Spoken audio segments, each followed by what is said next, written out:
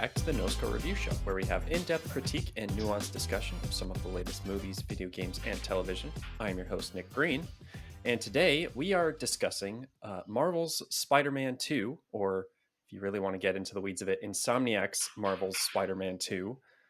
Not the Raimi Spider-Man 2, not the Amazing Spider-Man 2, not the video game adaptation of the Raimi movie Spider-Man 2. Not There's a lot of Spider-Man 2s. There's too many Spider-Man 2s now, but I think we're all on the same page. The one that came out for PS5 this year, with both Peter Parker and Miles Morales as playable characters. Joining me for this review is Michael Bentley. Welcome back, Michael. And Cole Parkinson. Welcome back. Hello, Cole. I'm back. You are back. It's what was the last thing I had you on? Oppenheimer? Am I remembering that correctly? I can't remember. Sounds like right. That was like one of the last things we did. That or Indiana Jones, one of the two. Yeah, something in the summer. Indiana Jones versus the Atomic Bomb. That was the shooting title. Yeah. This review will be spoiler-free for the first little bit, so don't worry about any explicit plot details or big moments or Easter eggs or anything like that getting revealed. We'll do an explicit spoiler warning before we dive into that. For now, we'll just kind of get into our general thoughts on the game and our expectations going in. And so let's start with Michael. What were your general thoughts coming out of this? Coming out of it, I came away feeling that it was a very big improvement in terms of combat and in terms of like playability in that aspect.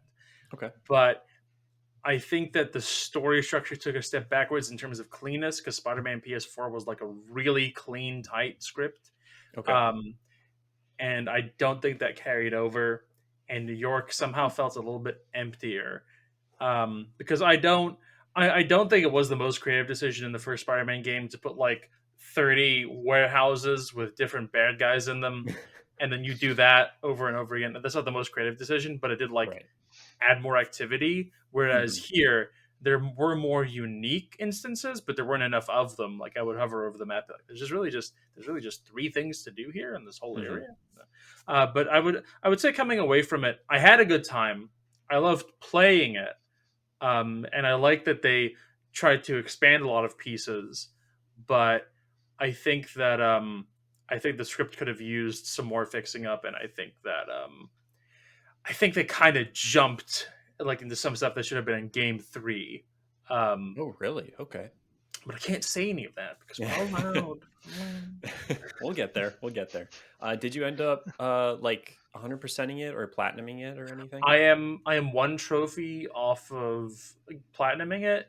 Okay. That's purely because I've finished the game, so I just have to use a specific special ability 15 times. Yeah. But every time I tried to go to a crime scene that was happening, it would flip off the radar. Oh, God. So I kind of was like, I don't know how many I have left to do. That was one of my last trophies as well. But I also didn't realize, because this isn't a spoiler. Like the symbiote is in the game. Venom is in the game. Peter gets the symbiote suit. One of the trophies is the description is use evolved Venom abilities 25 times or whatever. Yeah. So I was wandering around New York in the symbiote suit, punching guys using abilities before I clued into the fact that it's actually Miles's powers that you're supposed to be using. Yep. So that's pretty funny that they kind of mixed up the wording there. But yeah, I also platinumed it. Cole, I know you platinumed it as well. What were your kind of thoughts and expectations? Obviously high expectations just coming off the first one. Yeah, I mean, it felt very much like a continuation of the first game in Miles Morales. There wasn't a single time where I wasn't having fun. Combat was great, and I did like the story. I agree. It did. I don't know. Yeah, tight was probably a great way to say it. It's not as tight as the first one. It does feel like it's kind of going in different directions at some points, especially with all the villains in this one. Whereas, in the first one you had lots of villains, but they were all kind of working to one goal. And in this one you had a whole bunch of villains that were working completely opposite directions. But I'm excited to see where they go in the third one. Obviously, they've set up themselves for another game here, and yeah, I mean, we get some big villains returning, we get some big villains coming up, so I mean, yeah, we'll see. And then obviously potential with DLC as well. I mean, there's lots of talk of different villains and villains coming back, and so yeah, I mean, this may be the second game, but we got a lot way to go yet. Yeah, I think overall I'm probably more so the inverse of you, Michael. I think the story was really strong, and kind of looking back on it, it definitely doesn't feel as tight maybe, or as focused as the first game, or maybe even like Miles Morales. Um, and I think that is probably just an inherent challenge when trying to have two Spider-Men be like the like equal focus throughout the game, Yeah. and try and have both of their own kind of personal journeys, and have those journeys kind of interweave with each other, and then bringing in side characters, new characters, returning characters, and a bunch of other villains and stuff as well. Like there's a lot of balls in the air to try and manage, but I think considering how much is going on in this game, I think they stuck the landing pretty well. And I think overall, I think they did a great job of weaving those stories together. I think I would probably say Miles's journey is a little less, not like complicated. I think he just kind of comes off as more of the static character in this story, and I mean, I say trying to keep both characters equal, but I definitely think more of the focus is on Peter a little bit. Miles definitely has his own like problems and issues to like surmount in this one, but I definitely think most of it has to do with Peter.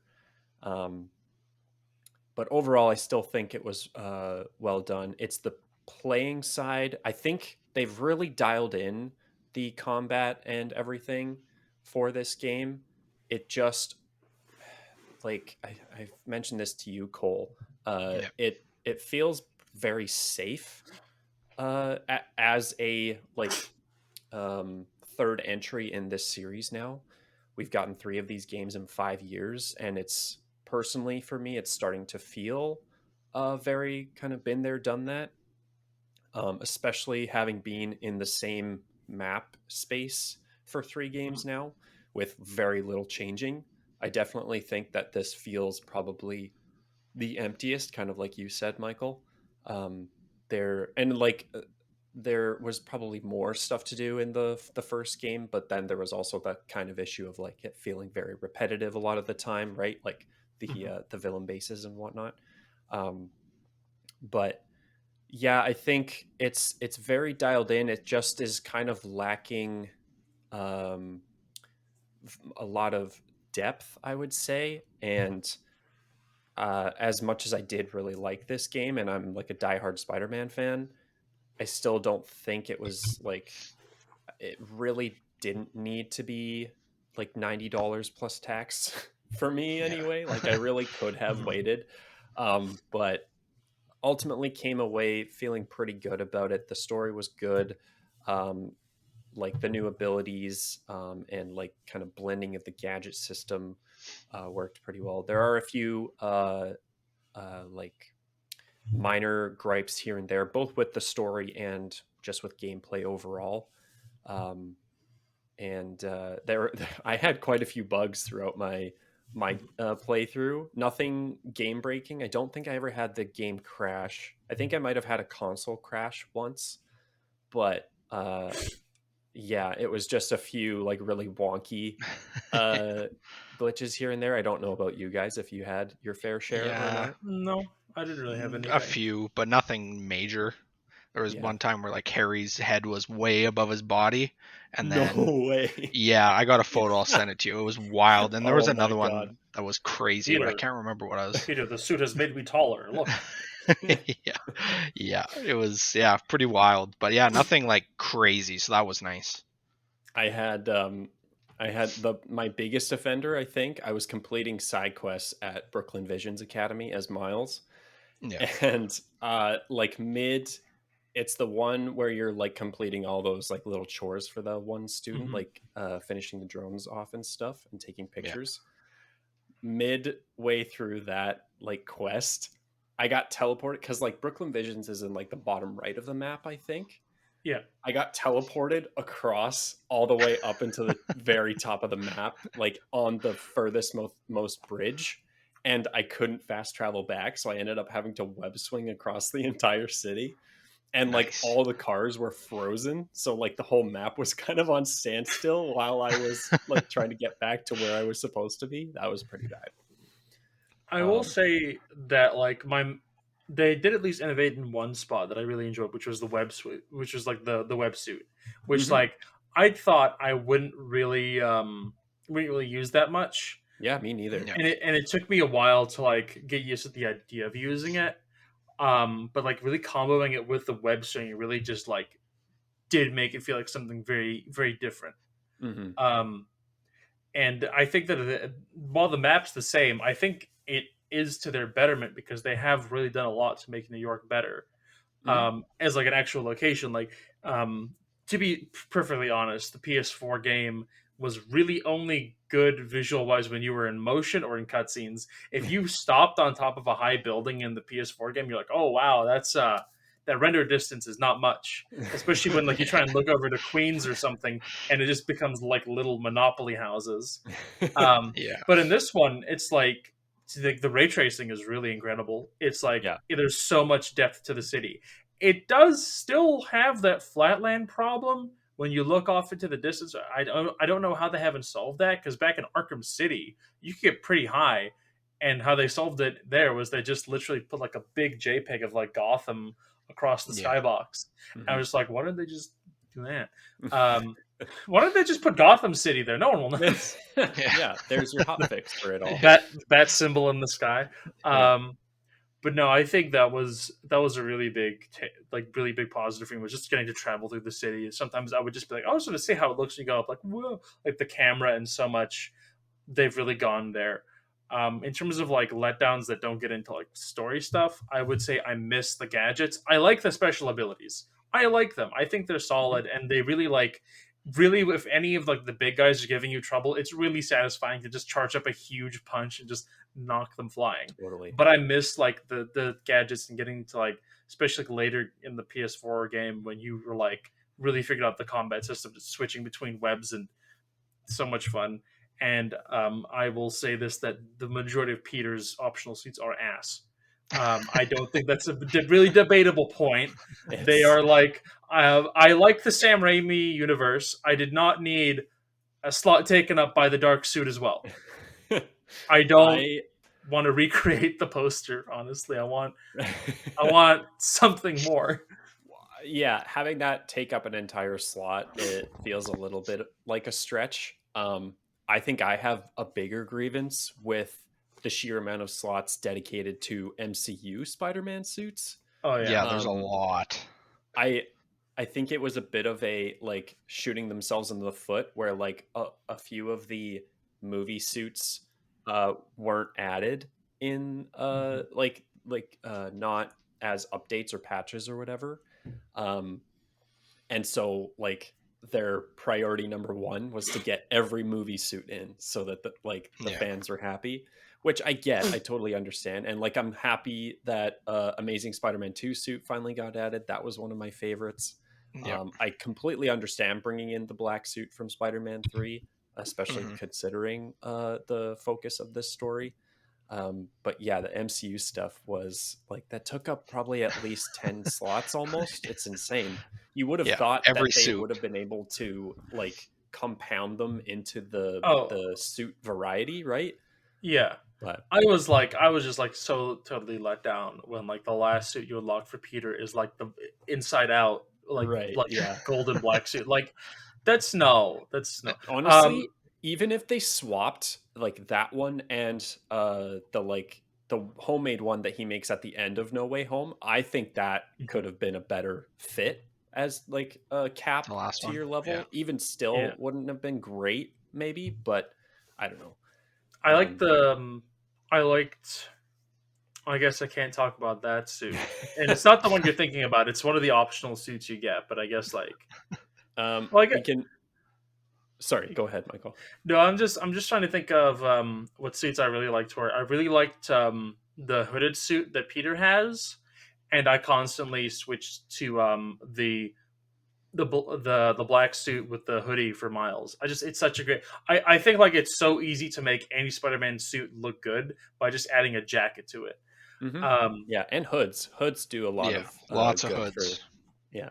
Like Miles wasn't safe either. Like he had some pretty dumb suits. Like the one suit, I feel like this one's not really a spoiler. The jazz suit you can unlock, like the Harlem suit. I was like, oh, that's just a fedora. I think it's fun. It's fun. I didn't mind that one, but it was like fine. I would have liked something a little more. You know out what? there. I'll take that over the god awful, horrendous spider armor suit that they kept for him in this game. There's so many that made the suits, cut. Blows my mind. The Nike suit? No, not that one. The like really gaudy, like super bulky. It looks like a 3D printer threw up on him. Yeah, like it's just disgusting. there are so many. You can kind bad of avoid it a game. little bit with the like color change, where it's basically just all black. Then it kind of mutes a little bit of the gaudy detail. But yeah, that was easily my least favorite suit. Going back to kind of just the like map itself, I do think the addition of like Queens and Brooklyn definitely help. It is like technically like the map is like almost twice as big basically if you do include the water. I don't know if they really make good use of Queens and Brooklyn from like a quest standpoint in terms of like side quest stuff. Like they do visit it pretty regularly in the main story. But I do think it maybe could have used a little bit of extra attention in the side quest area.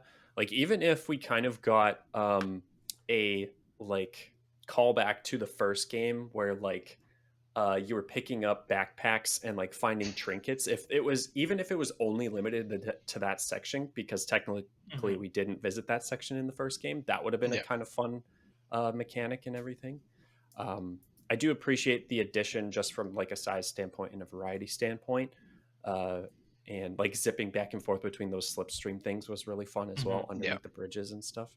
But I don't think this is the type of game you go to for its open world. Like it very much is. I feel like it's an open world for the sake of allowing the player to swing through New York without limitations as Spidey. And like beyond that, I don't know if there's really anything else that is a good selling point for it.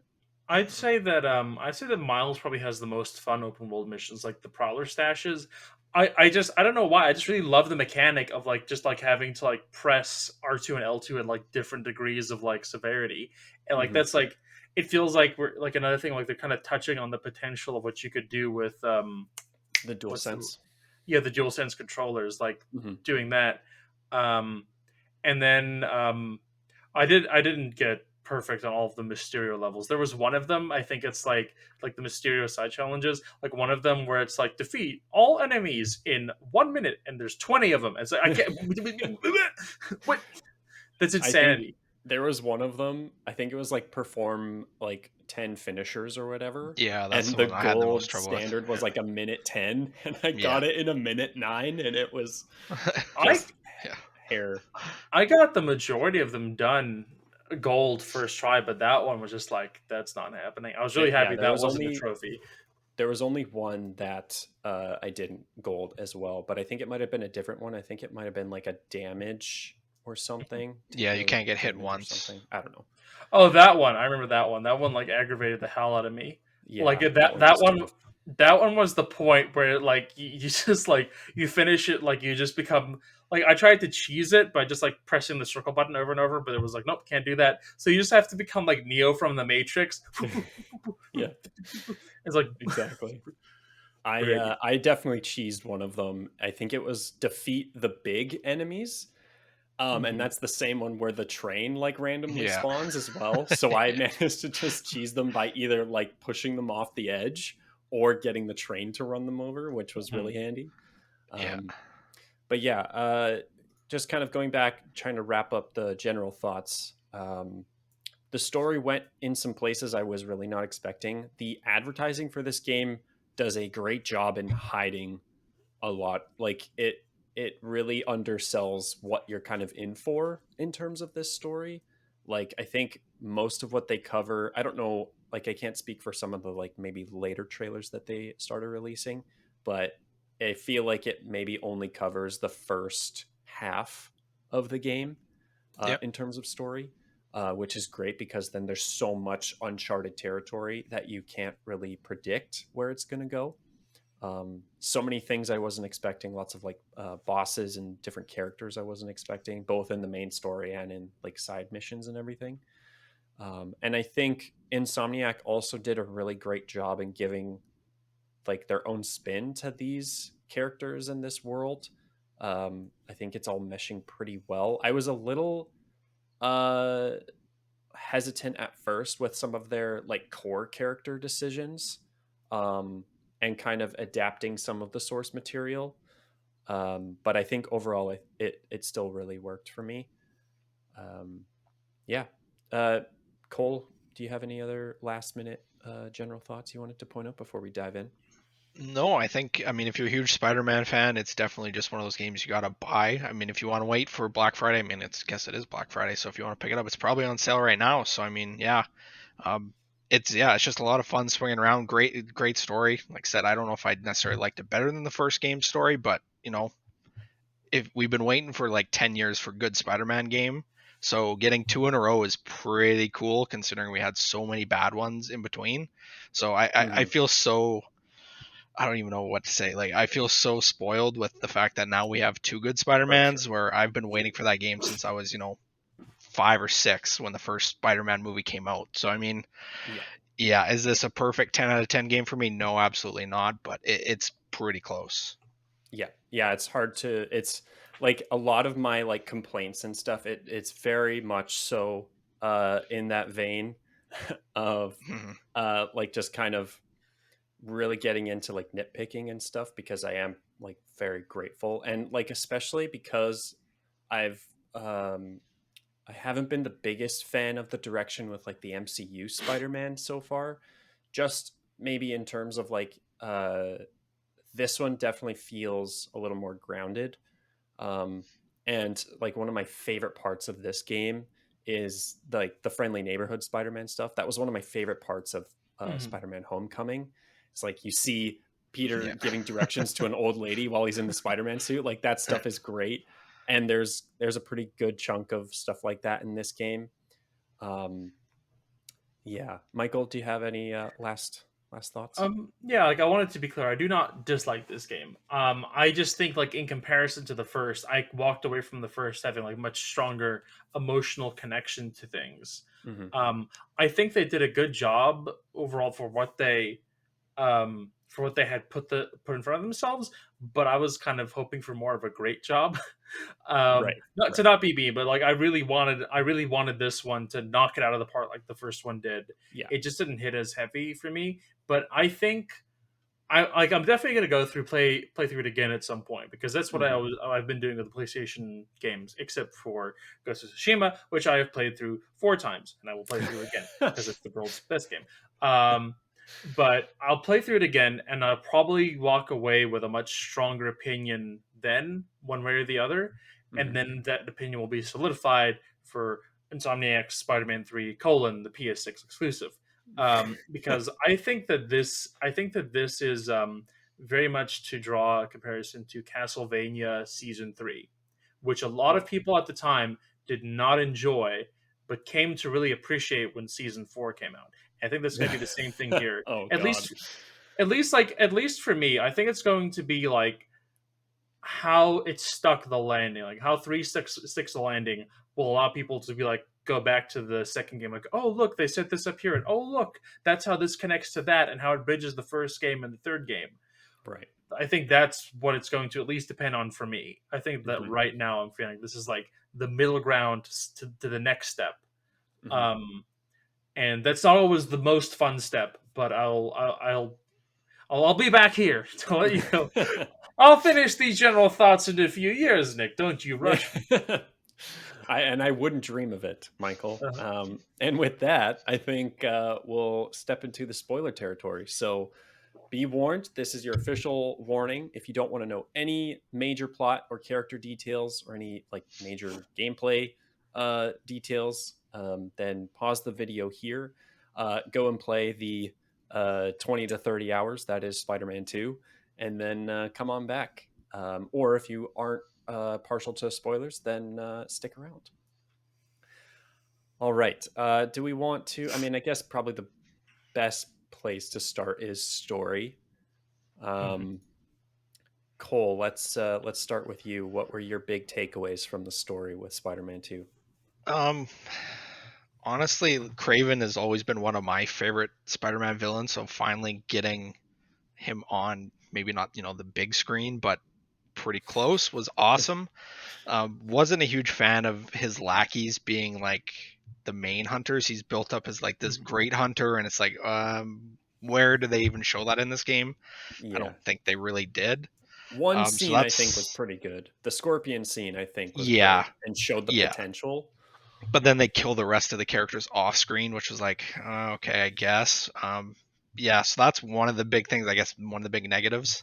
And then I guess the only other really big negative I had was it just felt like Venom's time in the, I don't know, last third of the story. It felt very quick. I wanted more Venom, but I mean, at the same time, it's like, I don't know how far you can draw out Venom. I don't know. He's a good villain, but he's not my favorite villain either. So I kind of understand the limitations with that. But yeah, story wise, I thought it was really great. Side missions, the pigeon side mission was great. Did not expect that at all. That was awesome. Just another point of like the friendly neighborhood Spider-Man and helping people out. And yeah, I mean, had a great time with 25 hours. Story wise, yeah, I mean, it's a great symbiote story too. I mean, we haven't really had a great one probably since the comics when they first did it. So I mean, it was pretty well done. Yeah, I would have to agree. There was just so many like big reveals, especially in the back half of the game, that just like made me like my jaw drop. Like the anti-venom reveal was crazy. Scream, I would have never bet money on that happening. And it being Mary Jane, yeah, exactly, yeah. I mean, not main story, but like the Carnage reveal was also pretty crazy and pretty cool. It does leave a bit to be desired, and I think how the DLC happens, I think it was confirmed that he's going to be in DLC.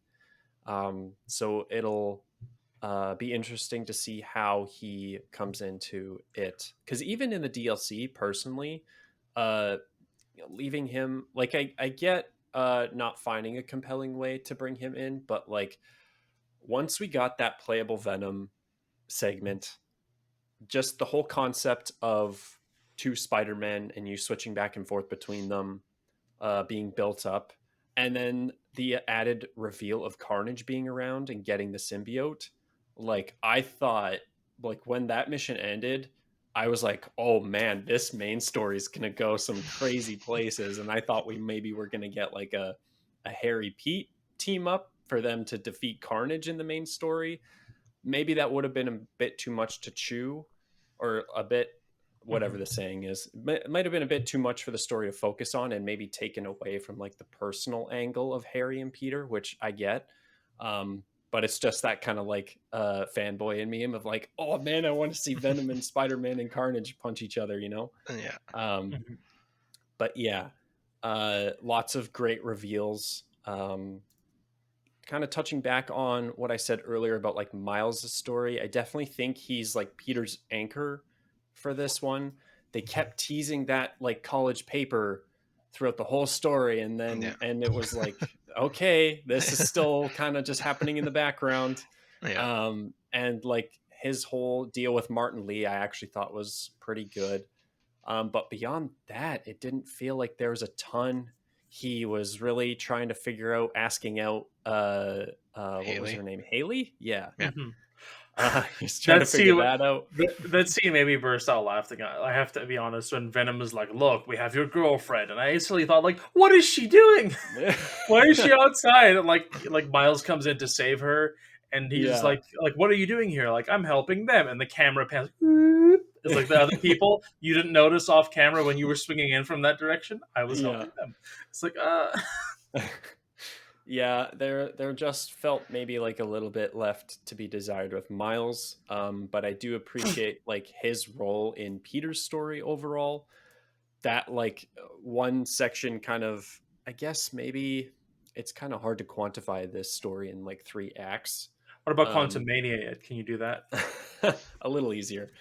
But like the segment from symbiote Peter fighting Craven to Miles then fighting symbiote Peter, like that was a big chunk of like nonstop boss fights with multiple phases, and that was just like, I think I came away from that like one night of playing, like my partner was like, your eyes are bloodshot. Have you blinked in like the last like 3 hours? And I don't think I did. I was too focused. But like I think his part in helping Peter overcome that was really well done. And then saving him again and like helping with the anti-venom suit and everything. Martin Lee's little arc was good. Yeah, Michael, do you have any big points you want to jump in on for the main story? Yeah, I feel like there's a really strong story beats going. Quite honestly, right up until Peter gets the suit. It's the black suit, the symbiote suit. And then I think things get a little bit muddy because a lot of time is spent on Peter's descent into it. And I like that portion. I like the slow build up to it. The build up, or I guess the deconstruction of like him getting meaner and more fed up. Like, what do I always have to save the city? Well, I was like, and all that stuff. But then like something doesn't quite land, and I think it's a case of one moreism. I think there should have been one more of this thing happening because Peter is mean to Harry exactly one time in the black suit. He's like, "Want to pop some more pills?" And then as soon as he has the suit off, he's like, "Oh my gosh, Harry, no!" He's like, "Forgive me!" Like he yells at Mary Jane a little bit once over like a misunderstanding. It's just like I feel like I could have gone for one more. There was another point. I think it was something with Miles. Also had like a one more I could have gone for. I think the one more for me was that kind of segment with Mary Jane and Miles, like in the tunnels, where we kind of get like that horror segment almost. I love that. That was great. That was really cool. I don't know if we ever got like other than like the boss fight section. I know Peter like talks with his mom, but I don't know if we ever got an interaction between like Bully Maguire. Bully Maguire with symbiote Peter and Miles. But if Bully Maguire was there, Craven, he would have finished Craven off. There would have absolutely. He would have put some dirt in his eye, and it would have been over in a flash. You want to fight me, Flash? I wouldn't want to fight me neither. But there was something else. But like generally, that's like where I felt like the pacing became a problem, where we spent a lot of time building to that moment of Peter both getting the suit and Peter being affected by the suit. I do love the moment where like Yuri really hit the nail. Is like, destroy us. That was a really good delivery. That was good. It shivers down my spine. Yeah. I think that was really well done. But I think that there was just points in like I would consider Peter getting the suit kind of like the beginning of the third act, like really late second act. Mm-hmm. I think that there should have been more build up to that. And I'm just trying to think with the Craven also that being maybe lost on the player in like gameplay as well. Mm-hmm. Like you maybe don't absorb as much of maybe the major story beats that are like coinciding with gameplay as opposed to like taking a minute to breathe and actually take in all of what's happening in like a cutscene. Mm-hmm. Maybe I don't know. Mm-hmm. I could have gone for more cutscene stuff. I could have really gone. I think it would have really sold it if before the bit where he's telling Harry to pop pills, like maybe like they have another interaction where like Harry's asking for the suit back, mm-hmm. and Peter's like just like get off my case, okay? Like I'm mm-hmm. working on it. like I'm using the suit as best I can, like just something like that. Mhm. And then with Craven, I would have really enjoyed it if it was just Craven. I really think that could have Me been. too. I think that he should have been in the shadows, and I think that we should have had someone else on the Rogues Gallery. Like, yeah, have him kill the Vulture and like Scorpion and all them. But I think that should have been a good chance for them to just have the criminal. I just let me fight this the criminals of New York like a threat of their own, Right. because like we don't really need Craven to take out warehouses. Fisk's there.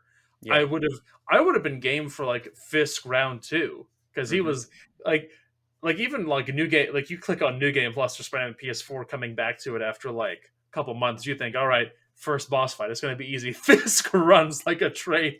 You are never ready for like just how much health he takes off of you when he shoulder charges. Like, okay, I'm sorry, I'm sorry. Let's talk about I'm not this. prepared. Um, Yeah. but no, I I think. Oh, go ahead. I just think that is the inherent problem with open world story focused games. Um, like the Craven thing being one of the biggest problems for me.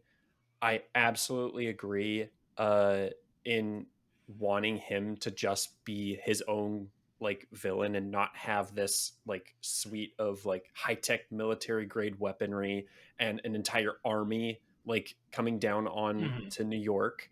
Like I think it could have been really effective having him be in the shadows, kind of be like Taskmaster in the first game where he just randomly Mhm. pops up and like Yeah. jumps you in the middle of other quests and That stuff. was a disappointment, because in the trailers, sorry, even the trailers, a little screen they show Craven like, look at all the people in New York, and Taskmaster pops up, but he never shows up in the game. Oh, interesting. Well, He yeah, never. that might have been just like a pre-render thing that Yeah. never made it to full production. Who knows? I'm sorry, Cravenoff. It was pre-rendered. He's not here anymore. He was only here for a week. He's Miami now. But yeah, I completely agree. That one scorpion scene, like I mentioned earlier, really just was the final nail in the coffin of like, oh man, it would have been so cool seeing him take down like honestly, if we got the entire Sinister Six like just taken out one by one, because then that really sets up the stakes, because that's like the big penultimate I think like that thing that move it happens to in an the first game. I think that I move it to an M rating if he killed all of the Sinister Six. It's Well, already I pretty mean, screwed up that like he went after Vulture, because Vulture's just an old man with cancer. He's just got bone cancer. He's like, what do you think was yeah. going to happen there, Craven? Yeah. He Yeah, doesn't when even you have a start looking helmet. into the actual like weeds of everything, it might be a little darker, but I guess that just shows how twisted Craven is. Hmm. But yeah, I really would have loved that, and it's just that inherent gameplay versus story thing of like you want to give the player things to do and have these Hmm. Yeah. like filling camps around the city and everything, right? Um, yeah, I don't know. It's again like beyond being able to swing through the city of New York freely, uh, I would be completely okay with like an on rails practically Yeah. story game for Hmm. Spider-Man. Yeah. Um, Well, even when I replay it, like that's how I play when I replayed Spider-Man 1 before. I didn't do like any of the side quest stuff. It was right. just all just the main story. So when I replay this one, it'll be Sure. the same. So yeah, but I totally agree.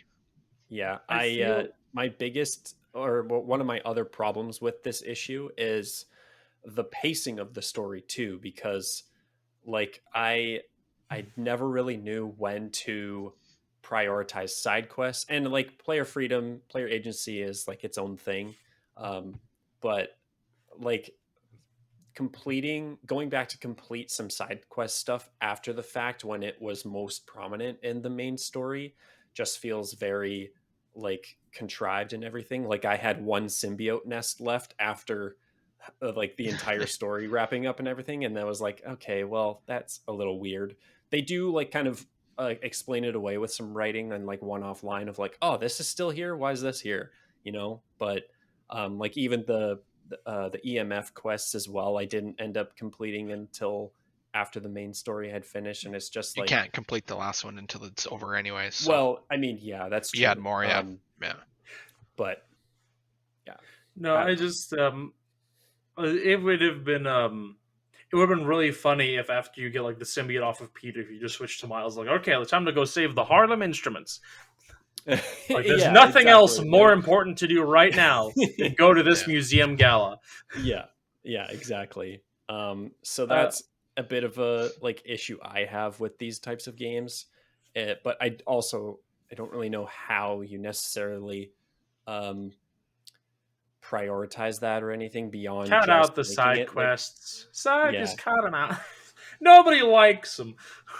I mean, like, I don't know. Maybe this is too like nitpicky and like on my high horse type thing. But like, if they had a literal story mode option where it's like just beeline the main story and that's it. That would be kind of cool. You kind of can do that yourself. You can enact that on yourself of like, okay, I'm just going to focus on this stuff. I would say I have a positive very much for one of the side quests, and then I have something I really did not enjoy, which I felt kind of was out of place of the Insomniac universe. The moment where Venom kills Kraven is really cool, and it sets the tone for how much of it Venom is going forward. But that doesn't feel like the ending Kraven needed. After he fucked everyone over, after he tortured all those people, after he was such a piece of shit, I feel like the poetic ending was him rotting in a jail cell dying of cancer. I feel like that's how that story should have gone. And I was decently disappointed. Like there was like that fun shock at the moment, like, oh shit, he killed Kraven. But I really feel like that should have been the ending for him, because he's like he got what he wanted, and that left like kind of like a bad taste in my mouth. Like, oh, it's not really, that doesn't really feel like the Spider-Man universe we live in. It feels like the comic book poetic justice kind of thing. Sure. Kraven is very much also the kind of means to an end villain, right? Like he's the first act villain to set up the whole symbiote storyline and everything too, right? So you could really go either way with it, and like there's some like you could even kind of theorize like Venom could have just like tossed him aside and not wanted to bite his head off, and like then that kind of shows the like anti-hero side to him a little bit more, and then you can play with that more later down the line with like Carnage and stuff. Maybe. Do you think Harry like ever like has like a cough and like he just coughs up like one of Kraven's eyeballs? Like, where did this come from? I choose not to think about that because that's a horrifying concept. Whose nose is this? I didn't need anyone's nose. I'm just wondering then, who do we have left for the Sinister Six? Because Kraven would have been a good slot in for the Sinister Six of Spider-Man 3, especially if because you could have had Peter, you could have had Venom as the final boss for. What you could have done is you could have had Venom put Kraven in a symbiote suit. And then because he's only cured of cancer for so long as he has the suit on. So then he has motivation to A, get the suit, and B, he gets to go to the next game, not like, a living corpse. Right. But then that way, because I've heard tell that the next Spider-Man game is going to be mostly focused on Miles, then there's a reason for him to do the Sinister Sticks. The Sinister Sticks. They're sinister, these sticks. Beware of them. But I'm wondering who we have left then, because there's Dr. Octopus. I mean, the biggest question I would have is just like, do we need any more Sinister Six? I don't think so. That's definitely perfectly in the first game. That's definitely what they're gonna go for with this. You think so? Seriously? I think so. Oh, I'm counting it off because we got Norman Reedus, we got Dr. Octagonopus. Norman Reedus, Jesus Christ. We got Mr. Rhinoceros. Who's left? I think it was confirmed that Rhino's dead. He's got killed. His head's on Kraven's wall. It is? Yeah. I didn't spot that. That's there was some. It's hidden away, I think, but it's like in the world, and you can find it. Well, that makes more sense that you go stuff too, right? Like, no, I know Shocker was dead. I know that there was like a little like voice bit about where like Shocker almost got the best of Kraven when he was cornered. Right. But that makes more sense than Kraven going like, who has a good shot at killing me? A 90-year-old man with a jetpack. It's like it makes more sense to go like looking for the Rhino than like go to the old folks home like. Can the Vulture come out to play? I like to see if he can kill me. I think, and we can kind of spin this into talking about the end credit stuff. I definitely think Green Goblin is definitely going to be the focus. it also bringing in the whole Miles being the focus. The ending of this game, the read, I think it could be like taken a couple of different ways, where like Miles can be the focus of the next game, but it is just a Miles Morales 2, and then we get Spider-Man 3. Yeah. Or you make Miles the focus of 3, but then have Peter kind of come back towards the end type of thing. Because like he does like say to him that like you can go be Peter Parker for a while. Peter Parker. But I I think that could be interpreted as like just take some time off and like just go be you for a while, and not a permanent retirement, you know? Yeah, I assumed that the rumors meant that Spider-Man 3 would be like this game, where it's like in terms of side quests, it felt like Miles had more, but in terms of main stuff, it was definitely more focused on Peter. And I would assume that's how it would be for 3. I don't know about the side quest, but I think for like the main story, that would definitely be like, this is Miles' thing. What they'll do, I'm not sure, because it wouldn't really have an effect if Green Goblin was like, you're Miles Morales, you're the friend of my son's friend. Right. I'll kill you. It doesn't really have the same impact. Well, and like another kind of plot hole too, that whole post-credit scene between Norman and Otto of like the Spider-Men, but I don't think Otto in canon knows Miles is another Spider-Man. I don't think he even knows that there is another Spider-Man. Yeah. Also, Otto's right there. He says he's writing the final chapter, but how does he know he's in a game that's never covered? That's his secret superpower, is meta commentary. It just like closes the book. It's on the cover. Spider-Man 3. Yeah. I think like you could do the 2 Spider-Man thing again and have Miles and Cindy be kind of a duo for like maybe Miles Morales 2 or something. Maybe Cindy will get her own game as Silk. I don't really know how she's going to fit into this whole thing. I am glad, like, it's kind of cool to see like a newer or like a lesser known Spider Woman, I guess, Spider Person, get the spotlight. Like, I'm glad we're not going the Spider Gwen route again. I feel like we can maybe. Well, I think she's for the films. I think at this point she'd be dead. Like, well, actually, no, she wouldn't, because there's no Green Goblin to drop her off a bridge. It'd be funny if they brought Spider Gwen in, and then Norman just like, down you go. Just checking off the things that he needs to have done by now. Now, where are my skeleton making bombs? Yeah. Visit Aunt May at her house and tell her to finish her prayers. Finish I would put money on Harry being Green Goblin, but he'll be anti-hero. I would put money on that. I think we're going to go the Raimi Spider-Man 3. I think we're going to get Norman Reedus Green Goblin. Yeah. But you didn't laugh that time. I was hoping to catch you. We're going to get him, takes Michael. But like, definitely he's going to get the G serum. I'm glad they didn't call it what they called it in the Spectacular Spider-Man series, Goblium Green. Oh my god. Seriously? Please tell me that's a joke. The serum was called Goblium Green. That's terrible. That's some like unobtainium type shit. Unobtainium is better than that. But no, like, I think my prediction would be that they're going to give it to Harry, and it won't wake up from his coma, and then Norman's going to be like, I'll do it myself. I'm going to kill Spider-Man for putting my son in the coma. He'll be Green Goblin, and Harry's going to wake out of it, and he'll be there, but he'll be kind of fucked in the head.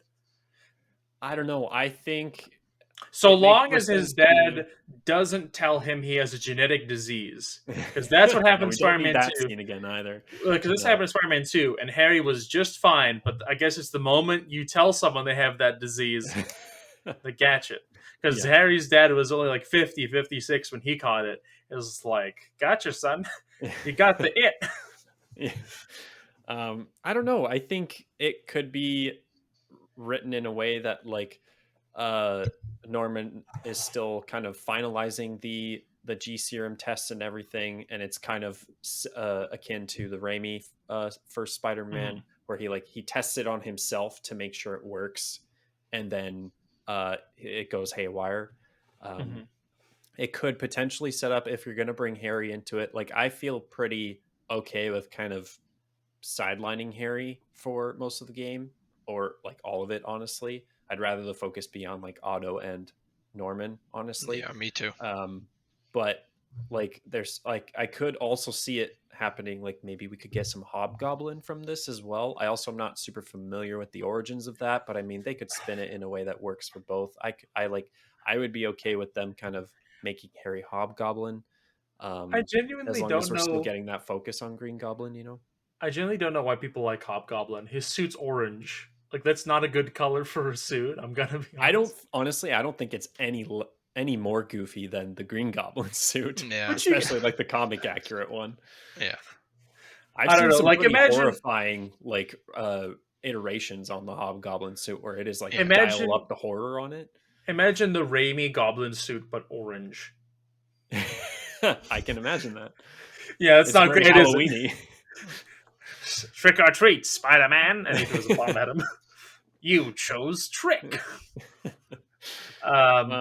Yeah, but no, I'm again, like, this is like at least a testament to the Insomniac crew, is that people are always looking forward to the next thing. Like, even though it wasn't exactly what I want out of it, I'm still want to know what happens next, especially with the Carnage shit. I don't think anyone would have had a problem if the mission was just you fight Carnage for a bit at the end. Like, make DLC out of him, but it felt kind of robbed to go through 4 very long missions for them to just be like one of his aliases is like John Jones, Jingleheimer, and also Cletus Cassidy. It's Carnage, guys. I just like, yeah. I mean, I don't know. I think it was cool because I think the pacing of it works well. Of like, okay, we're just gonna go pick up another like side quest thing. We get the reveal of Wraith and Yuri returning, and then we're kind of investigating the flame cult and everything, right? And then they name drop Cletus at the very end. I thought it worked pretty well. I do agree, though, with the kind of relegating him to DLC, especially with how the main story wraps up. It just feels so weird to be like, just kidding, there's still symbiote around, right? Go deal with this, especially now that Venom is seemingly gone. Like, the Venom symbiote seems to have incinerated, I guess. Yeah, but I mean, they've already said that they're already potentially looking at bringing in Venom for a different game or a DLC or a Miles Morales. So, I mean, I don't know. Maybe that's what they do with Carnage, but I don't know. They'll just have it all being Harry's dream. Just like you play the whole game, like with a whole big like dumb setup of like how Harry went from his coma is now a hero, and then it like actually it was all just a dream. There's lots of like theorizing to be done. There are a few kind of gripes here and there with some of the loose ends they leave, or just kind of how they're going to carry on from this one. It's very open-ended, I would say. But I mean, like you said, Michael, it's very exciting. I have to say that the anti-Venom suit is so slick. It's funny because it literally is just it's just a palette swap, but it's because I'm so used to seeing anti-Venom as he is in the comics, where he's more of like a goop monster. Like he's like more disheveled and like 12 feet tall. He's like a big mouth. But like the spider suit with just like the white and black like really gorgeous. So good. It is. I was actually spoiled on one of the attacks. Like just someone posted like a GIF of like Peter punching someone while having the anti-Venom suit. Right. Like, but they were in like the regular like red and blue suit. Okay. Yeah. So from just like the glance of it, because I was wondering, like, you're spending points on this on these Venom powers, like you're wondering like, I assumed like it was going to be like the machine, like the spider legs were just going to like all compensate for that. So I was wondering like, okay, so like how does this come back? And then I thought how it looked in the GIF, because it was white on the red and blue suit. What does that like when he did the big punch, he like just spread out like a whole bunch of webs around his fist and went, "Pah!"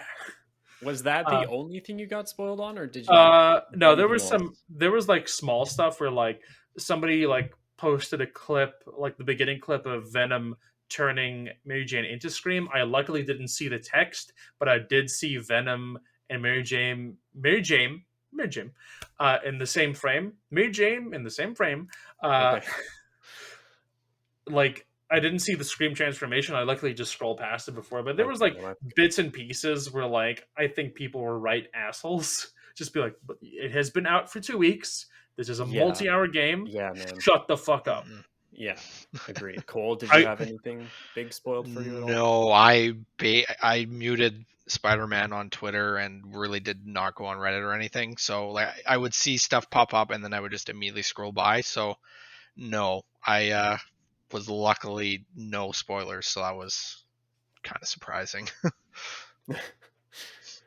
Yeah, I think I know I had 2 things, but they were very minor. Oh, actually, you know what? Yeah, one of them I barely count now. It is just a very me thing of like really wanting to go in completely blind. But I think it was like when the review embargo dropped. I think it was like Game Informer or someone posted their review, and the article picture was Miles and Peter fighting Sandman, and I didn't know up until that point. I'm like, man, I would have loved that kind of surprise, but I'm not sour about that anymore, especially considering it's the first freaking thing you do in that game. But then the second one was a little bit more major, in that it was a clip of, I don't know if you two saw this, but it was the white cube glitch where Spider-Man turns into a white cube after playing the game for too long. And it's just this white cube bouncing around on top of buildings and stuff. And in the background, you could see the symbiote nests. And I like looked at the clip for too long because it was hilarious. And I was like, oh, this is great. And then I realized in the background, I'm like, fuck, I didn't want to see that. That reminds me of the other glitch that I saw. So I used the Bodega Cat suit pretty much the entire time as Miles. Good choice. Near the end of the game, Miles just completely disappeared. So all you could see was the cat. So I was just playing basically just the backpack and the cat. So yeah, that was a great glitch. I was like, I'll do this for a bit. That was fine. I think I got some photos of that too. So the cat just kind of freaks out every now and then. So that was kind of funny. Yeah, that's great. I mean, it works because he's called Spider-Man too. So I mean, he's probably the best Spider-Man out of the 3. So yeah, I thought it was great. I did hang around the bodega for a while, just so like I think it was Nathan Fillion and like the other guy, just like hearing them like complain to each other and like try and like egg each other on. That was like a great little bit. That was fun. No, but I definitely think like in terms of side quests, it could have been a fair bit beefier because there was like chasing the Hawks was fun, but why was there like 30 of them? Oh, that one was so bad. I hated it. I liked those significantly more than the other drone chase things in the first game. I freaking hated those side quests so much. I don't remember if those were like Taskmaster things or what. But these were way. Oh yeah, like the Taskmaster races. Yeah. Those were rough. I liked those, but I could have done with less of them. I could have done with more Mysterio rooms, but like get a lot more wild with it. Oh yeah, the story beat that I really liked was the Mysterio plot line, because I liked that. I liked that twist at the end, where it wasn't him, and I was like, I was wondering why these dev logs were like getting accessed, like in universe, like why no one was commenting on it. Like Miles should have commented on it. Like, isn't it weird that like all these deep personal details are like out in the open? But then they were setting up John Mysterio. I forget his name. They were setting Beck. Yeah, they were setting up Beck for the Fall Guy, and that was like a really great twist.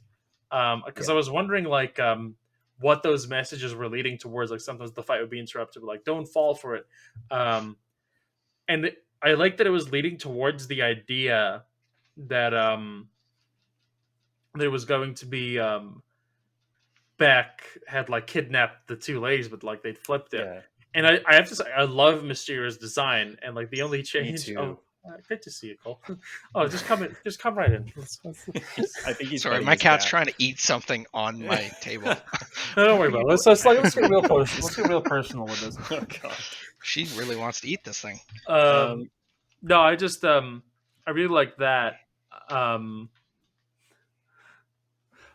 I really enjoyed that. I think it ties into a larger thing that I really loved about the game with a lot of the villains. And like we saw a lot of reformed villains, which was really cool. Yeah. I really liked that. I liked that it wasn't just like either kill them off or send them back to prison or anything. There's like it definitely helped made the world feel a little bit more lived in, like, and some progress had actually happened. It is a little weird that like so many of the villains ended up at Coney Island. Like it's now just an amusement park of reformed Spider-Man villains. Yeah. Well, there was just the two. It was just Great. Mysterio Well, and okay, technically, yeah, Tombstone and Mysterio, but like they also had like Easter eggs for Big Wheel and Rocket Racer apparently as well. So Wheel. it is a little funny. Yeah, I really like the design of Mysterio and that whole quest line. That was great. Black Cat, I've generally not enjoyed how much she's fucked people over, so her getting a happy ending is but I was really surprised like that like sequence of like hopping through the portals only happened once. Because you have the Ratchet and Clank engine right there. Yeah.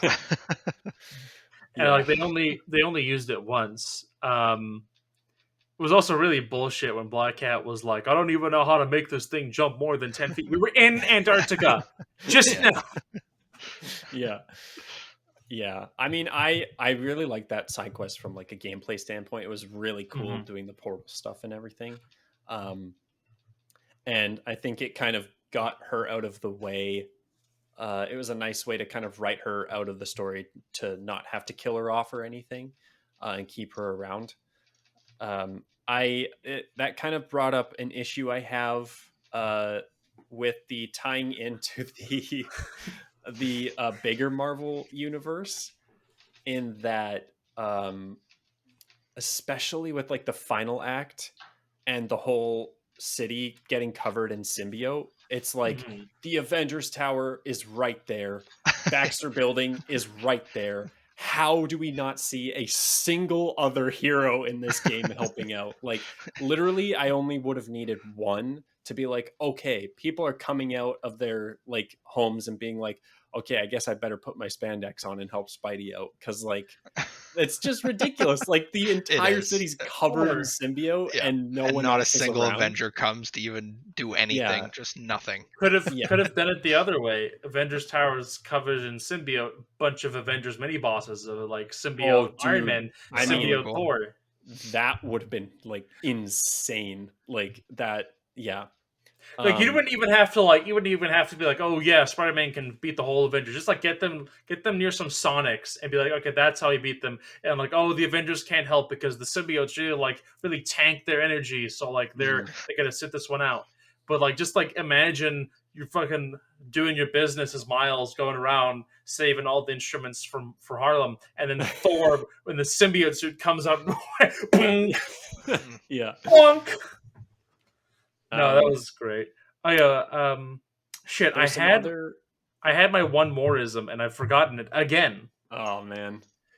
Well, while you are busy thinking of that and going to your mind palace, I'll dig into a couple. Actually, no. You know what? Me and Michael have been doing a ton of the talking. Cole, do you? I've been trying to make sure my cat gameplay, doesn't eat anything on this table. Yeah.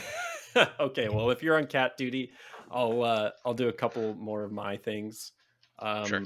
I think I really liked the foundation they set with the like swapping of Peter and Miles. I think I would love to see that like kind of dialed up way more and kind of doing like fast swaps back and forth. Like I was actually kind of surprised. I don't think it ever happened in the game with like any of the QTE things, where like even if you just like swap back and forth between Miles and Peter, like I think like that could have been an easy thing. But I would love to see more kind of back and forth. I don't think I was ever in a position where I like felt super motivated to swap between the two until I was kind of forced to. Like some side quests and stuff are specifically for each Spider-Man.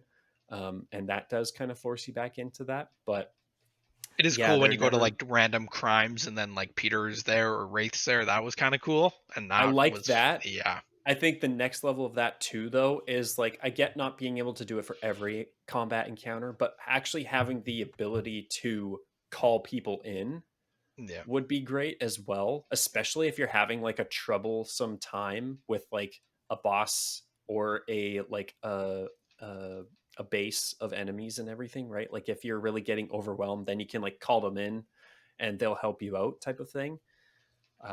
But I do like the foundation of it overall, and I think the fast travel is phenomenal in this Oh game. yeah. It's so cool, and I love the variety of like the cutscenes and everything too. I didn't um, fast travel once, so I have no idea what they are. oh, it's awesome, man. You got to try it out. Go back in just to try that out. It's really cool. I remember um, my one moreism. okay. I could have used more from Martin Lee, his redemption arc. It really does feel like he because he feels like he's still a bad I kind guy of get when he's that. in the jail cell, and he's like, you were gonna let me die, Spider Man." Like, yeah, you Right. piece of shit. Um, Yeah. and then like then when you meet him again in the arena, he's like kind of doing some sort of anti-hero thing where he's like, Hmm. I only killed who I had to survive. And then he gets to Right. Miles's head, and Miles is like, you killed my dad. He's like, oh my fuck, I killed someone's dad. What Yeah. me? Am I a bad I am guy? so sorry. What? And like that, like I understand there's like a little bit more subtlety to it, but like it feels like there's kind of like a dime change right there. That's Right. like, is that your wake up moment? Like I'm sure you've gotten probably a couple letters and presents of people being like, "You killed my dad, you killed my mom, you blew I up a bunch of people I knew." I think the Yeah. biggest problem from that is like he shows up at that raft breakout sequence, and then we don't see him until Mm-hmm. like the Craven arena, right? But it's just a bunch of like Miles like stewing on his hatred for Lee the whole time. I think we could have definitely used maybe like one sequence where he like comes up or something, even if it is kind of like a dream sequence, like you were joking earlier with Harry. Yeah, But I yeah, could have. I do appreciate the kind of heel turn. The if maybe a little half-assed the redemption arc of it all, and I do like his part to play in making like anti venom and everything. I could Yeah, that have was cool. genuinely. I could have genuinely gone for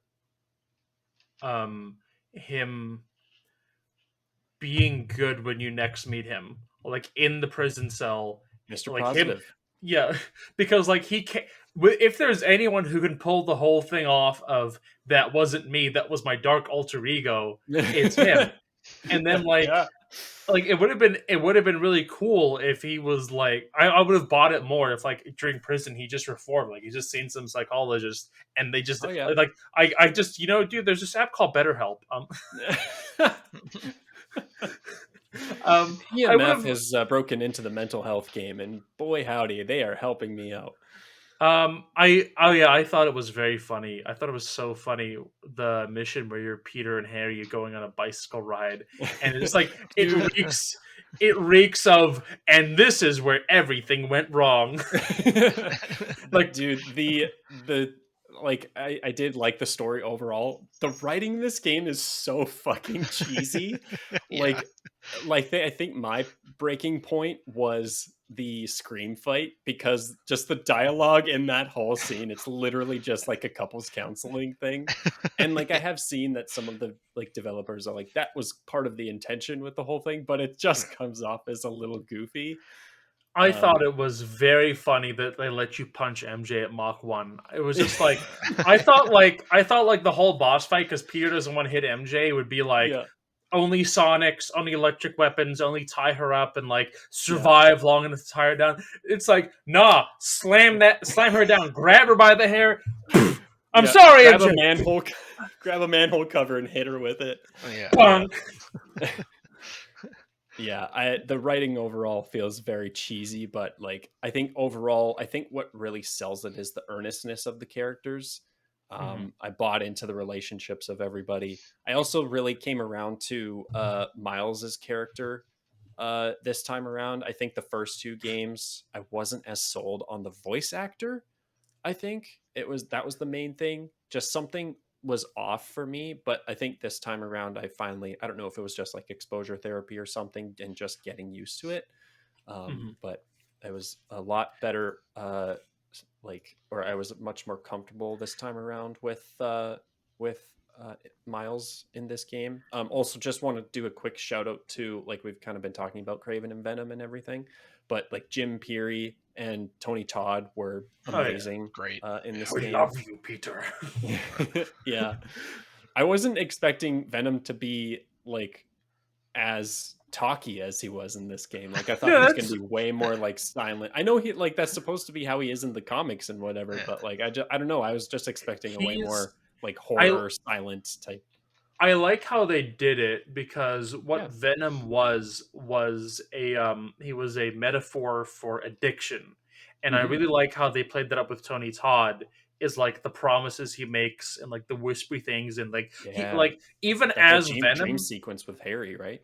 Like, the fun thing I noticed is, like, when Harry speaks, it's very emotional. But when Venom speaks, it's very, like, seductive and calm. Like, come on, just join us. Yeah. But, like, when Harry peeks through, that's where the emotion comes through. I did just want to ask, so you guys did all the Friendly Neighborhood Spider-Man missions, including the one where, like, Haley goes after the graffiti artist. Yep. So did you guys do what I did, where you held the R2 button down, and then she goes... I did that once, and I couldn't stop laughing. I was more like laughing my ass off by like her just doing straight lines the entire time, and then the camera that's a beautiful pans, picture. And it's a beautiful work of art. Yeah, that's kind of wild. She's just that good. Yep. It's great because, like, she'll lift up the can, she'll have a smile, and then I'll push out to you, she's like, so angrily spray paint. It's like disgusted, like, oh, this isn't good. But then the camera will pan out. Oh, it's beautiful. I was really hoping that if you held down the R2 button, the camera pan around is just dog shit. It's just like awful. Just like the owner of the flower shop is like, what have you done? You've made it worse. There's an evil ending to that side quest. You're just doing more graffiti. What are a couple other things? Speaking of like the Friendly Neighborhood Spider-Man stuff, I think where the game kind of feels a little empty, I could have used way more of those. Michael, I think you might have touched on that already, but like, I also am not like privy to, or I'm not into live service models at all, but this is like something I would love to see, like them just updating infrequently with like, here's a new batch of Friendly Neighborhood Spider-Man things, and just like short one-off little like stories, or even just like maybe they could find a way to make it work of like doing randomly generated things like that, doing pizza deliveries, like helping an old woman cross the crosswalk type of stuff, right? Like deliver an old woman. Yeah, deliver an old woman. I loved that segment of the game. There were some really like heartwarming tales in that, and some really cool, unique like gameplay things. Like the whole, as funny as the Haley thing was, I did really appreciate that, and like the dual sense stuff that they were able to do as well was really cool. I would say that the Howard mission was like, you sat down and you knew where that was going to end a mile away. Oh, that one I did get a bit pissed off with, because that one couldn't hit me as hard, because people were busy posting like people post like after playing the Howard mission, and then it would be like a frowny face, like, motherfucker, no, everyone's just posting about it. Like that. But that was a really good mission. That was really great. It was a really beautiful send off to the actor who they had to kill in booth to make sure it hit his heart. Jesus Christ. It was like, no take backs. He's not coming back. It wasn't a mistake. He's dead. Line in the sand, everybody. Speaking back to the gadgets really quick, looking back, I'm not as sour. It really is only the trip mine gadget that I really sorely miss. And like, I really wanted that back for the stealth sections. I think the stealth sections were very dialed back for this game as well. Yeah, there wasn't a lot. No, not at all. I did like the zip line ability. Like, that was great. And I like that you can like connect them together and like make an entire web thing too. Oh, like, I didn't know you could do that. I was under the assumption that like you fired one, and then if you fired another one, the first one disappeared. Because that was like my video game brain. Right. Well, yeah, I mean, yeah, that makes sense, right? I also didn't know you could do the slingshot web from anywhere. Anywhere, yeah. I thought it was only at those zip points, Yeah. which blew Oh, my geez. mind. Yeah, there's a lot of like gameplay things they don't tell you, which are really Those cool. bastards. Tell me I how to also play the miss game. I also miss the abilities, like the ultimate abilities. I would have loved seeing those return and like be able to swap those out. Maybe even just like as a post game thing or something. Mhm. Um, like I like that they had the focus on the like the spider arms and the venom abilities and everything. I also like didn't actually end up using the ultimate abilities nearly as much as I maybe should have. That and the parry, I do appreciate the addition of a parry, Yeah. but I am a stubborn son of a bitch when it comes to parrying combat because, especially with Spider-Man, the Spider-Man games, I was so used to I pressing dodge the entire Me too. time. I think I maybe I used it 2 or 3 times, and that was it. Yeah. I think it really is like damned if you do, damned if you don't, Yeah, because for sure. they've given you New York 3 times, and let's be honest here, Yeah. Miles Morales was, while a fun game, because like it did feel like there was like some small changes in combat. It Mhm. was ostensibly just Peter light, just like Peter with less gadgets. Especially if you didn't like get the pre-order, in which case you only had three. Um, Right. which is Well, it oof. was more of a focus on his abilities too, right? Mhm. Yeah. Like, and I think they did that pretty well. Like, I definitely think the focus on that was the right call to make, especially in making the gameplay feel different. Because if they had just given you the same amount of gadgets or whatever, then um, people might have Yeah, just been like, well, this is just the exact same, right?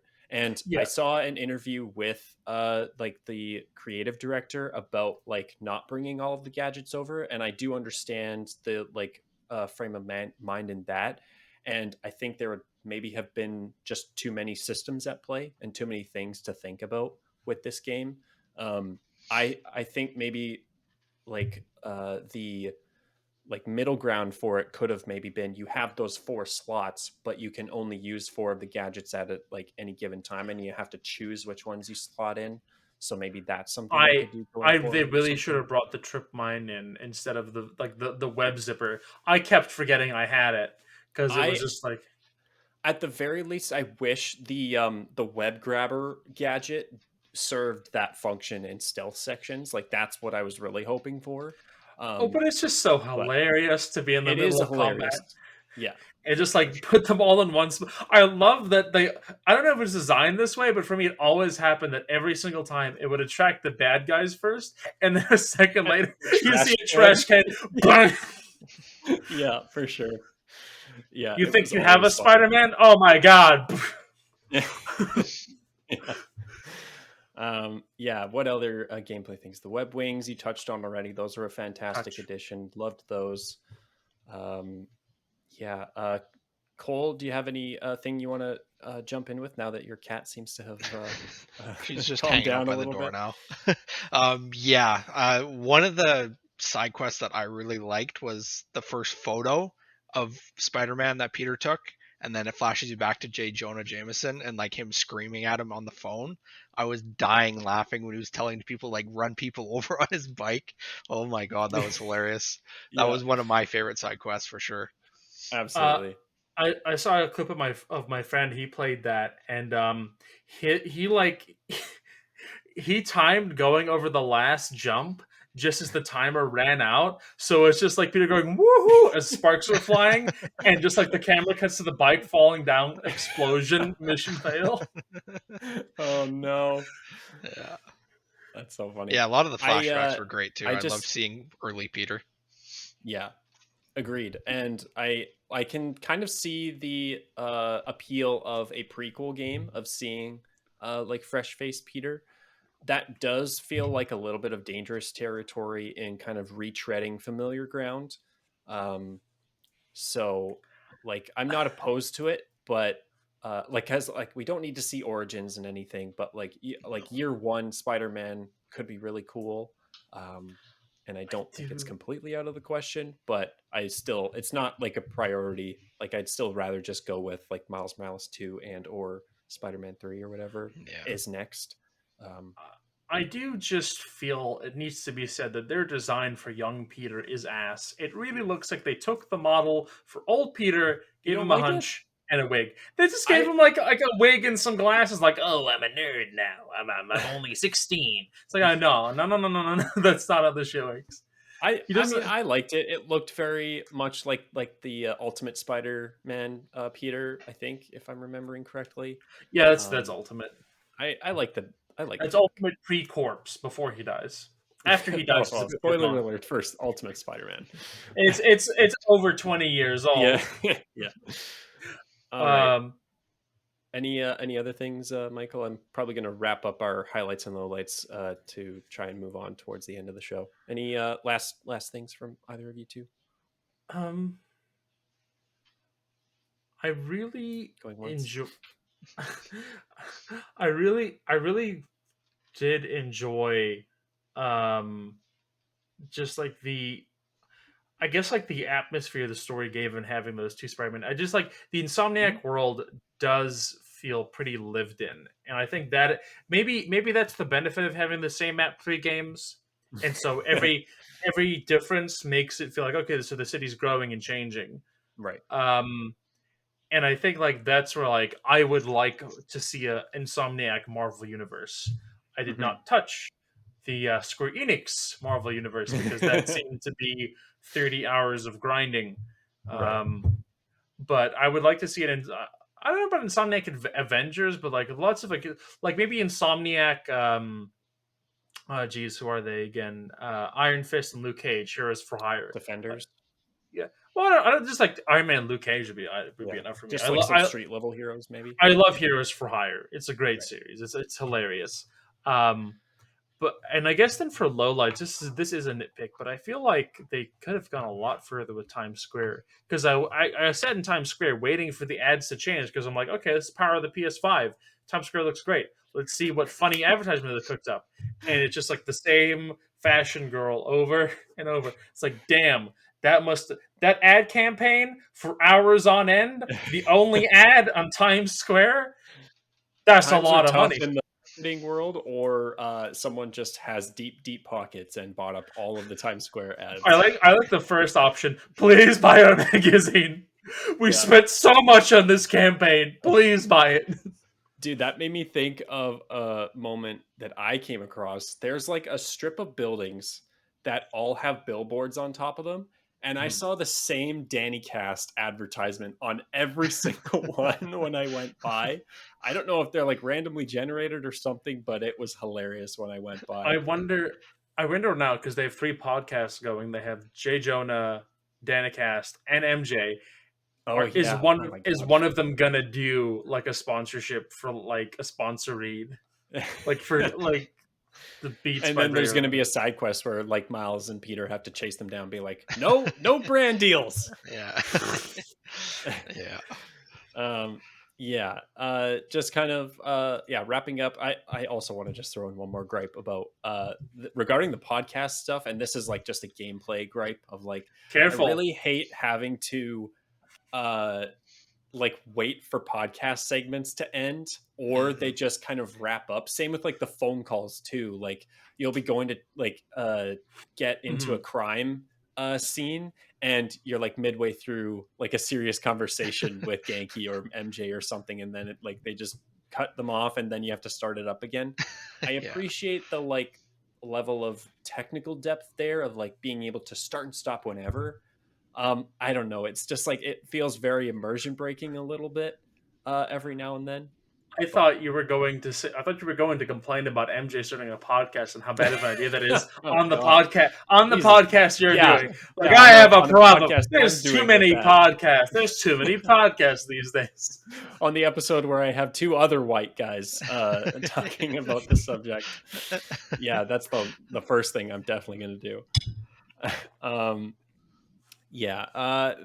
There's limitless stuff, but I do want to kind of wrap up things just both for your sake, the audience, and for my guest's sake as well. It is getting late. So just kind of quickly touching on like price point. We all paid the 90 Canadian plus tax, right? Or I guess you guys might have a better tax than I do. a little bit, but I I mean, paid it's $100. I got the DLC okay. outfits that I wore once. Oh, okay, yeah. See, the deluxe thing did not do anything for me. Like the No, suits me either. specifically were like not No. interesting to me in the It was slightest. it was just interesting that like Miles's superhero outfit, like his like Arachna Boy or whatever one, looks like an actual like cape superhero outfit, and then Peter's is solid up until you get to the pants where he's just like wearing like swimming trunks. It's like, What? Peter, what are you doing? Yeah. Price point, I don't think, like, unless you're like diehard Spider-Man fan and you don't want anything spoiled, so you like need to play it now. Otherwise, I think just wait for a sale. I don't know if it is worth the $90, especially with that kind of diminishing returns that I'm personally feeling with these games.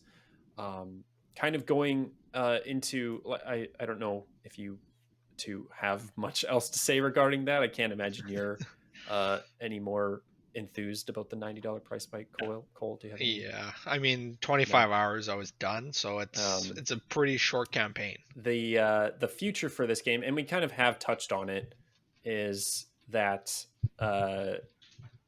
like I want them to take their time with the next one, whether that be a Miles Morales 2 or a Spider-Man 3. I do really think the city itself could use an upgrade in terms of, like, I don't need it to be GTA 5 Witcher 3 levels of immersion and like depth and everything. But I do think it could use a couple extra layers of the world interacting with you as opposed to you just interacting with the world. I definitely think it could help make that NYC feel lived in more.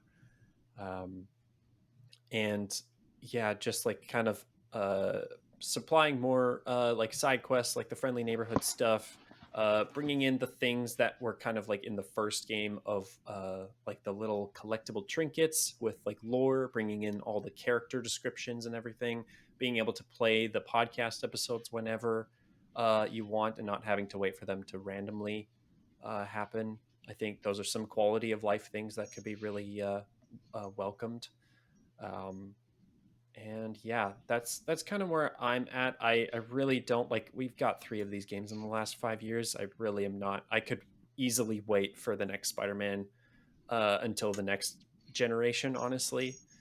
If that means we get like more polished, like a little bit further depth with the next entry. So I yeah. just want Ghost of Tsushima. Well, I mean, yeah, don't we all? I want that as well.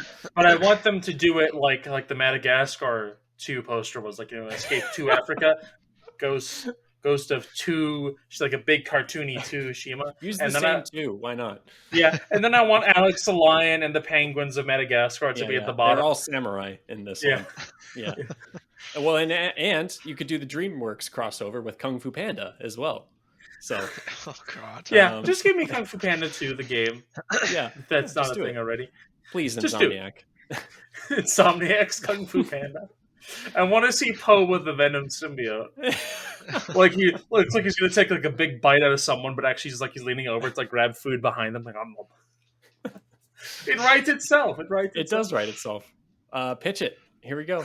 All right.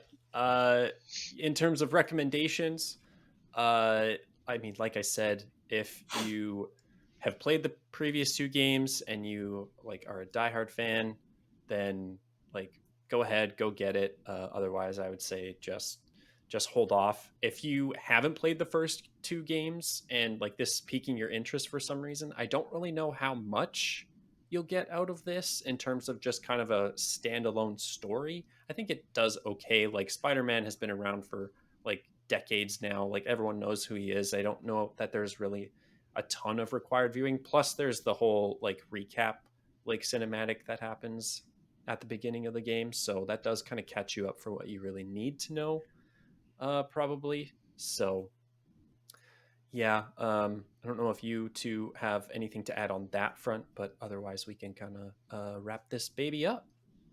Um, I would recommend it. Um, I would I'd recommend it after giving Spider-Man 1 and Morales a break, I don't even think you need to, like I think you do have to play like Spider-Man 1. I think you have to do there because like especially Mhm. like to understand Peter's gripes and his sense of guilt with letting Aunt May die, it's not really going to hit as hard unless you played 1. Mhm. I don't think there's really much that like from Miles Morales at least. So like there's an Easter egg where you can find the fucking cosmic cube that they got like as a Right. science Yeah. prize. You can find that, but I don't think the Mhm. story relates much. Yeah. I don't think that $90 is acceptable for this. It is a really solid game, and it pushes the boundary, some boundaries in its own storytelling and universe. It is not innovated in terms of the grand video game space. Yeah. So I As far don't as think. PS5 games go and a reason to buy a PS5, I don't think this is one of them. Um, I think like Ragnarok is an easy, like superior game to this one. Yeah. Even like some remakes I've played have felt more on par with this one a little bit that have come up for the PS5. So I don't know. yeah, I feel because it is so transitory. I think if you wait a year or even like wait up until they announce Spider-Man 3 or whatever, play this to get hyped for Spider-Man 3 sure. and you'll be fine. Yeah. PS5 will be less expensive. The game will be less expensive.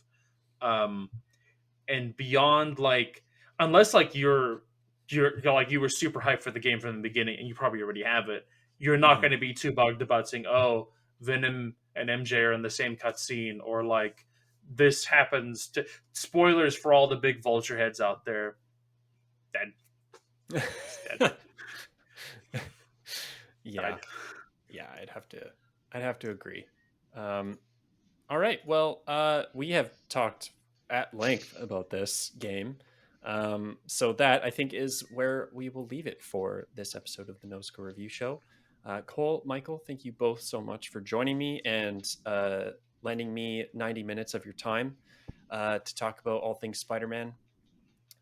Cole, where can the people find you? Just on Instagram, Cole Parkinson 4. Perfect. And Michael, where can the people find you? In a sewer beneath their house, I'm planning something. Jesus. Um, On the generally, internet. once in a blue moon, I do a show with Nicholas called Out of Focus. Hopefully, we'll one day have an episode of that out again. Otherwise, I'm trying to cook something up with my writing, but that's not ready yet. So, in the meantime, I guess find me here or find me in your closet. Either way, it's too late. Jesus. And that's the Michael Bentley promise, everybody. You can find me wherever you're listening to or watching this episode of the No Score Review Show. If you want more superhero related reviews, I recently did a review on both the Marvels and the second season of Loki, both of which I enjoyed overall. One of which is actually a like decent piece of media. So I'll leave you to go figure out which is which. Um, and yeah, I don't know what else really I've got on the docket for November. This definitely is a like late review in terms of like topical like in a topical nature, but I do have other things coming. I'm planning on doing a, DC Cinematic Universe franchise and review before the end of the year. I'm going to subject myself to rewatching all of those movies before the second Aquaman comes out, just as one final bat of summer suffering for myself before the end of the year. So stay tuned for that. I'm also going to try and hopefully get a review in the works, a re-review that is, of the first season of Invincible.